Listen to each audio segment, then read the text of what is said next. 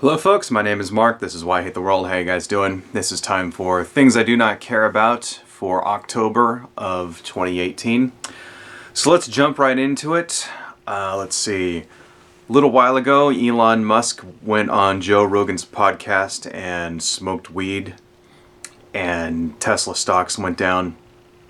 Who cares? Am I supposed to care about this? Why should it matter to me if Elon Musk smokes weed or not? I don't even understand why that made his stocks go down, to be honest. It's like he's the only fucking person on earth who smokes weed. Please, give me a fucking break. Let's see, what else? Henry Cavill quit as Superman. So, whatever next DC movie comes out in the DC Extended Universe that has Superman in it, it's going to be another actor. Same thing, Ben Affleck is out as Batman. Yeah, well, I think they're missing a big opportunity here. I think they should have just thrown money at these guys until they came back, but oh well. I mean, it's not like the two movies they were in are like the best movies ever, right? And it might be better. It might be better to recast them with different people who have better chemistry together and who actually look like they want to be here and be there. I mean, that was the thing in the Justice League movie that kind of got me, is that Henry Cavill really didn't look like he wanted to be in that movie. It looked like he was just strained the whole time. He just had this sort of like pained kind of like, when will this shit be over with look on his face the whole time. Ben Affleck in that movie at least kind of was doing his thing and looked like he was, getting into the character a little bit, although he always has sort of like a constipated kind of like ripping a Band-Aid off of like a hairy arm look when he's in the Batman suit. He's always sort of like, that's Ben Affleck's thing. But Henry Cavill, yeah, he's not into it. He's not putting his heart into it. So it's like, yeah, let's move on, get somebody else. I mean, I don't think this should end the DC Extended Universe. I don't know why it should. Just recast these guys. Get two new people. Who cares? I mean, shit, they've recasted Batman like fucking 9 times. Right? Every new movie that comes out, there's a different Batman. It's like, does it really fucking matter that it's not the same actor, And who gives a shit? Anyway, moving on. The Texas Board of Education removed Hillary Clinton and Helen Keller from their history books. Wow. So for those of you out there who don't know, the Texas Board of Education is highly conservative, and they're also disproportionately influential on what gets included in textbooks, because the reason being is because Texas is such a huge market that whatever books they print for Texas end up going out to the rest of the country, right? So if this school board in Texas decides, for example, they don't want to have evolution in their science book, then the textbook manufacturers are going to print their textbooks with no evolution, and those are going to go out to everywhere else. Everywhere else in the country is going to get these same textbooks because it's not economically feasible to print an edition just for Texas and then other editions with evolution for the rest of the fucking world, right? Country. And it's kind of been like that for years. And that's why this, like, you always hear about the Texas State Board of Education, like, in the news and shit. And that's the reason why. It's because these guys, this board in particular, has too much power. And they've been a target of right-wing ideologues for decades, right? That's like, for example, Aaron Ra ran for that board. It's very important to get proper representation on that board in order to ensure, a quality education for everybody in public schools across the country. I don't know why they would. I could see why they would remove Hillary Clinton because, they're conservatives and shit. But Helen Keller, like, I don't know. Why Helen Keller? Why? What's the point? I mean, I didn't think Helen Keller was, like, political. I don't know. I really don't know enough about her to say so. Maybe she turned into a socialist or something when she got old. Who knows? That's funny. What else we got? Kanye West seems to have lost his fucking mind recently. Let's see. He wanted to abolish the 13th Amendment that came out on Twitter. I think Kanye might be mistaken exactly about what the 13th Amendment is, because the 13th Amendment abolishes slavery. Right. But the wording in it makes it sound like it preserves slavery, but it really doesn't preserve slavery. What it does is that it makes allowances to keep men in bondage in prison. You know, it's basically says that you're not allowed to own slaves, but you are allowed to throw people in prison. And I don't know why I think Kanye West is misinterpreting that and thinks that it means that you're still allowed to own slaves or some shit. I don't know. That's kind of, I don't know. Kanye's just kind of lost his fucking mind recently. He also went to the White House. I'm sure you all heard about that. That was the big story last week. And I really think that he is like mentally ill a little bit, you know, like there's like a good 10 minutes like rambling speech where he just like spoke to Trump and was talking about alternate universes and all this other shit. And here's the thing is that I'm able to follow what he's saying. You know, basically he's just expressing some empathy. You know, he's saying at some, you know, that guy that's in prison could be me. You know, it's just the thing is it's the way he says it is indicative of someone who has read material that they're not intelligent enough to understand.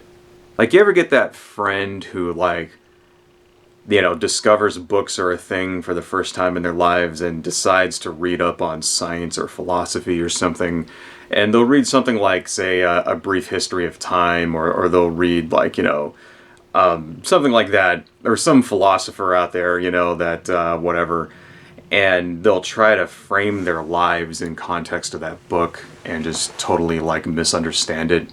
Right? That's kind of what I'm getting from Kanye West, you know. And I'm not trying to say that I'm some kind of super crazy intellectual or whatever, but, you know, it's a healthy thing to understand where your limits lie, you know. For example, I'm not going to try to go read quantum theory and try to, like, you know, explain my life through it. Right? That's the thing. It's like, it's healthy to understand where, you know, there's a level, and beyond this level, it's just shit that you're never gonna get. And I think somebody like Kanye, especially him, has been told that he's been a genius his entire life so much that he started to believe it, and that kind of makes you do stupid things, right? It makes you believe that you have all the answers, and so he's there talking to the president, and this ridiculous babbling is coming out of this guy's mouth. And I can't make fun of him. I can't make fun of him. I think he needs help. The guy needs therapy is what he fucking needs. Anyway, moving on, more celebrity bullshit. The alt-right is pissed at Taylor Swift because she came out as a Democrat. So apparently Taylor Swift has never made her political affiliations known this whole time, which is a smart business strategy. Because when you're a star like that, you're a singer or an actor or something, you don't want to piss off, you know, a large portion of your, you know, consumer base, basically, right?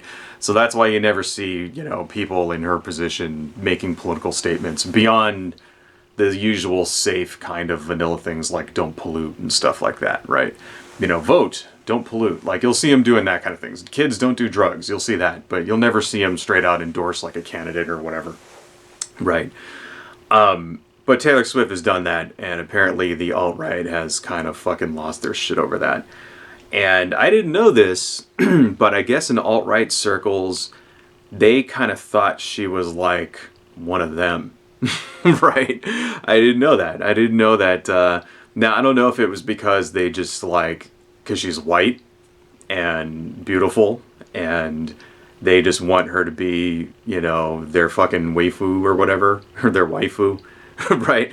I don't know if it's that, if it's because, you know, the fucking, these skinhead Proud Boy guys are like sitting at home with a fucking full-size body pillow of Taylor Swift fucking printed out on it and shit.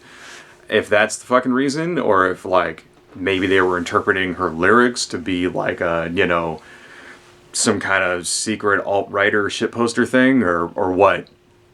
But apparently that was a thing, and now a lot of these guys are like fucking lost their minds, and they all hate Taylor Swift now.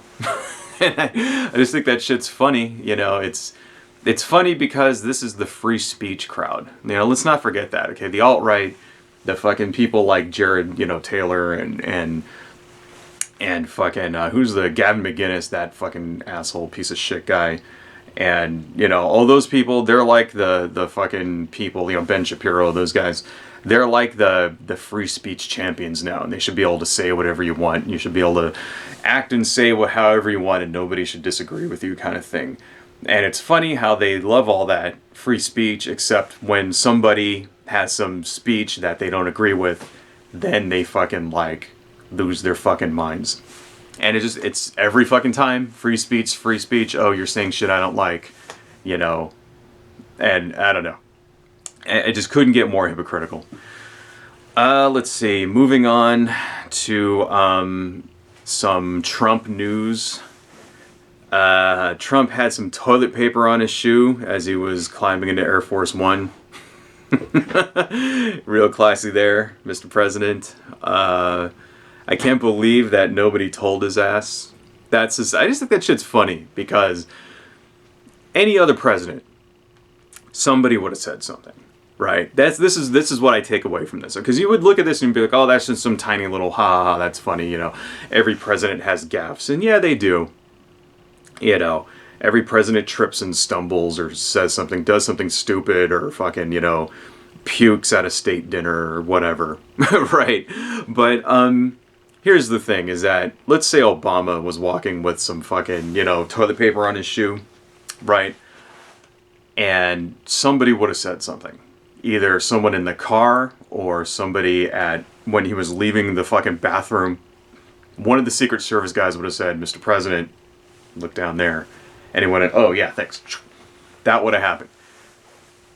The fact, there is a 0% chance that none of Trump's aides saw this toilet paper on their shoe, right? That means, you know, there had to be at least a dozen people that saw him walking with that shit, right? Because he was getting out of a car going into an airplane. That means he had to leave the bathroom, walk outside, go into the car, drive all the way down there, and somebody would have fucking saw it. The chauffeur would have saw it. Somebody, the guy opening the door for him would have fucking saw it. You know, the Secret Service guy would have saw it. Somebody. All of those people let it go, right? And that kind of just tells you how little fucking respect Donald Trump actually gets from the people around him. That says to me they fucking hate his ass, right? Because that's what I would do if my boss was walking with toilet paper on his shoe and I didn't like him. I would let it go because I would want his ass to get humiliated. That's exactly what fucking happened, right? That's who we have as the president, you know, the commander-in-chief, the guy with his finger on the button, is someone who gets so little respect that one of his lowest underlings won't even save him the humiliation of having toilet paper on his shoe. That's where our fucking country's at. There's more, but I gotta get going. Adios, folks.